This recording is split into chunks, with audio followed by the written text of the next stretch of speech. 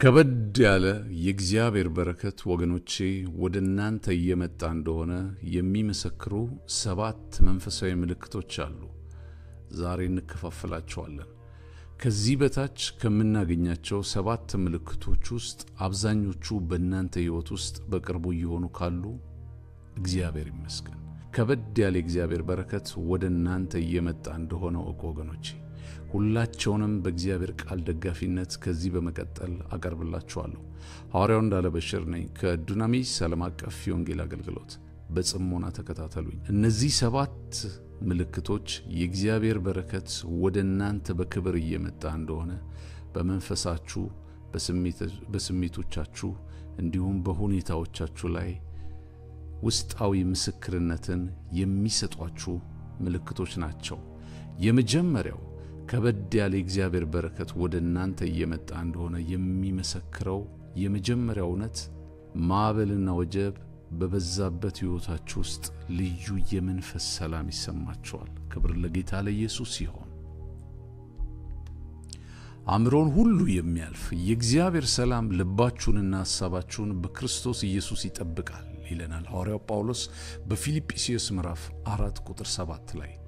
አካባቢያችሁ እንዲሁም ያላችሁበት ወቅታዊ ሁኔታ በሙሉ በከባድ ነውጥ ውስጥ ሲያልፍ ያን ጊዜ እርግጥ ያለ የውስጥ መንፈሳዊ ስብዕና ማጎልበት ትጀምራላችሁ። ይህ ምልክት ታዲያ የእግዚአብሔር በረከት ወደ እናንተ እየቀረበ መሆኑን በውል የሚያመላክት ድንቅ ምልክት ነው።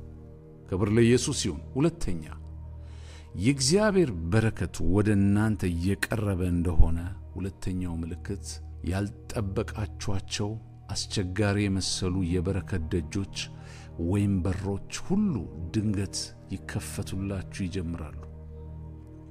መጽሐፍ ቅዱስ ላይ በራእይ ምዕራፍ 3 ቁጥር 8 ላይ እንዲህ የሚል ቃል አለ። ሥራህን አውቃለሁ፣ እነሆ በአንተ ፊት የተከፈተ በር ሰጥቼአለሁ፣ ማንም ሊዘጋው አይችልም። ኃይል ምንም ትንሽ ቢሆን ቃሌን ጠብቀሃልና ስሜንም አልካድክምና የሚል ቃል እናገኛለን። ወገኖቼ ድንቅ የድል አጋጣሚዎች በሙሉ ከእናንተ ዝግጁነት ውጪ በድንገት ወደ እናንተ መቅረብ ይጀምራሉ። ጠማማ የሆነ ሰው ሳይቀር እግዚአብሔር ወዳዘጋጀላችሁ የበረከት አጋጣሚዎች እንድትገቡ ምቹ አጋጣሚዎችን ያመቻችላችሁ ይጀምራል። ሶስተኛ የእግዚአብሔር በረከት ወደ እናንተ እየቀረበ እንደሆነ የሚያመላክተው ምልክት ከበድ ያለ የመንፈሳዊ ሕይወት መነቃቃት በድንገት በእናንተ ሕይወት ውስጥ መቀጣጠል ይጀምራል።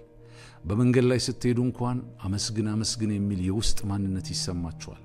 መጸለይ፣ መዘመር ብሎም የእግዚአብሔርን ቸርነት በአንደበታችሁ ስትናገሩ ድንገት ራሳችሁን ማግኘት ትጀምራላችሁ።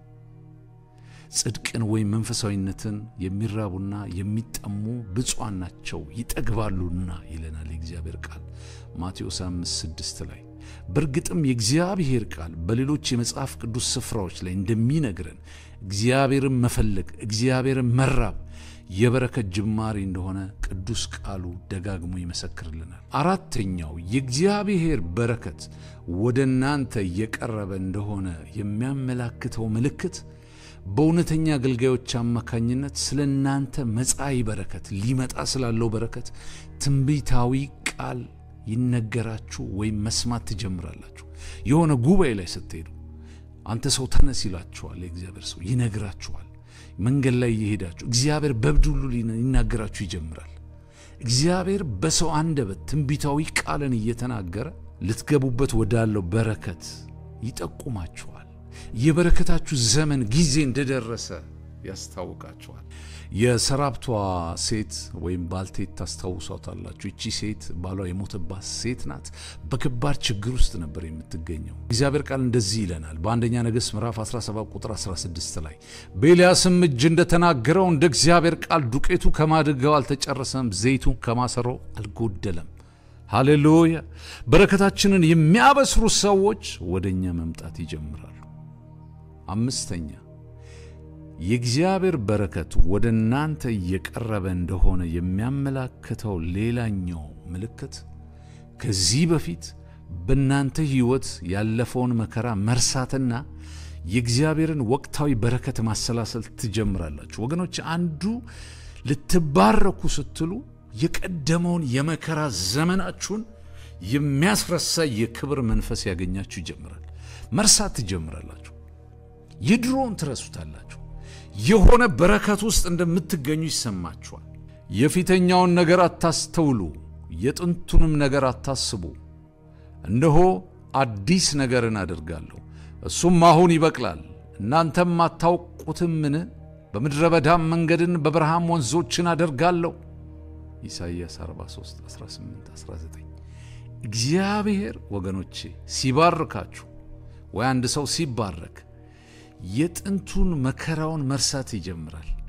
የጥንቱን መከራውን አበሳውን መርሳት የጀመረ ሰው አዳዲስ በረከቶችን ለመቀበል በመንፈሱም በስነ ልቦናውም ላይ ዝግጁ መሆን ይጀምራል። ኢዮብ ላይ እንደዚህ የሚል ቃል አለ፣ መከራህን ትረሳዋለህ፣ እንዳለፈ ውሃ ታስበዋለህ። ኢዮብ 11:16 ላይ። ስድስተኛ የእግዚአብሔር በረከት በርግጥም ወደ እናንተ የቀረበ እንዳለ የሚያመላክተው ሌላኛው ምልክት ጫን ያለ መናፍስታዊ ተግዳሮት ወይም የስነ ልቦና ጦርነት ውስጥ ማለፍ ትጀምራላችሁ። በሀገራችን አንድ አባባል አለ፣ ሊነጋጋ ሲል ይጨላልማል ይባላል። የእግዚአብሔር በረከት ወገኖቼ በኃይል ወደኛ እየቀረበ ሲመጣ በዛው ልክ በረከታችንን በእምነት ኃይል እንዳንቀበል የክፉ መናፍስት ሰራዊት ጦሩን አስከትቶ በእኛ ላይ ውጊያ መክፈት ይጀምራል። ያን ጊዜ ወገኖቼ እግዚአብሔር ሊባርካችሁ እንደሆነ ብርቱ ምልክት ነው። የፋርስ መንግስት አለቃ ግን 21 ቀን ተቋቋመኝ። እነሆም ከዋነኞቹ አለቆች አንዱ ሚካኤል ሊረዳኝ መጣ። እኔም ከፋርስ ነገሥታት ጋር በዚያ ተውኩት። እሱም እንዲህ አለኝ፣ ዳንኤል ሆይ አትፍራ፣ ልብ ያስተውል ዘንድ ሰውነትን በአምላክ ፊት ይዋረድ ዘንድ ካደረክበት ከመጀመሪያው ቀን ጀምሮ ቃል ተሰምቷል። እኔም ስለ ቃል መጥቻለሁ የሚል ቃል እናገኛለን በዳንኤል ምዕራፍ 10 ከ12 እስከ 13 ላይ። የሚገርመው ወገኖቼ በረከታችን ወደኛ ሲቀርብ የሚዋጋን ሰይጣን ብቻ አይደለም። አደገኛ የቅርብም ሆኑ የሩቅ ሰዎች የኛን በረከት ወደ ኋላ ለመጎተት ታጥቀው ይነሳሉ። በረከታችን ወደኛ እየቀረበ ሲመጣ ሰይጣን በዚያን ጊዜ ዋና ፈረሱ አድርጎ የሚነሳባቸው ሰዎች አሉ። ዳሩ ግን የእግዚአብሔር ቃል እንደዚህ ይለናል፣ መጋደላችን ከደምና ከሥጋ ጋር አይደለምና ካለቆች ከስልጣናት ጋር ከዚህም ከጨለማ ዓለም ገዦች ጋር በሰማያዊም ስፍራ ካለ ከክፋት መንፈሳውያን ሰራዊት ጋር ነው እንጂ ይለናል ሐዋርያው ጳውሎስ በኤፌሶን ምዕራፍ 6:12። የመጨረሻው ምልክት ወገኖች እግዚአብሔር በረከት ወደ እናንተ የመጣ እንዳለ የምታውቁበት ሰባተኛው ምልክት በእግዚአብሔር በረከት ልትጎበኙ እንደሆነ በውስጥ መንፈሳችሁ ላይ የሚሰማችሁ ስሜት አለ፣ ድምጽ አለ። በቃ ልባረክ ነው ትላላችሁ። የሆነ በረከት ሊያገኘኝ ነው። የናዝሬቱ ኢየሱስ በረከቴን ይዞ ወደኔ እየመጣ ነው ማለት ትጀምራላችሁ። ምንም የሚታይ ነገር የለም፣ ግን you feel it. ሃሌሉያ። የእግዚአብሔር ቃል በመክብብ 3:1 ላይ ለሁሉ ጊዜ አለው እንደሚል እንዲሁ ወገኖቼ እናንተም የበረከት ጊዜያችሁ የበረከት ዘመናችሁ እንደደረሰ ይታወቃችኋል። በመንፈሳችሁ ሊመጣ ያለውን በረከታችሁን ለመቀበል ዝግጆች መሆን ትጀምራላችሁ። መንፈሱ ራሱ ከመንፈሳችን ጋር ይመሰክራል ተብሎ በሮሜ 8:16 ላይ እንደተጻፈ ወገኖቼ እናንተም የእግዚአብሔር በረከት በቅርብ ሊጎበኛችሁ እንደሆነ እንዲሁ ይታወቃችኋል። ወገኖቼ የበረከት ዘመናችሁ ቀርቧል። ያመነ ሰው አሜን የበረከት ዘመን ደረሰ ይበል። ክብር ለኢየሱስ ይሁን።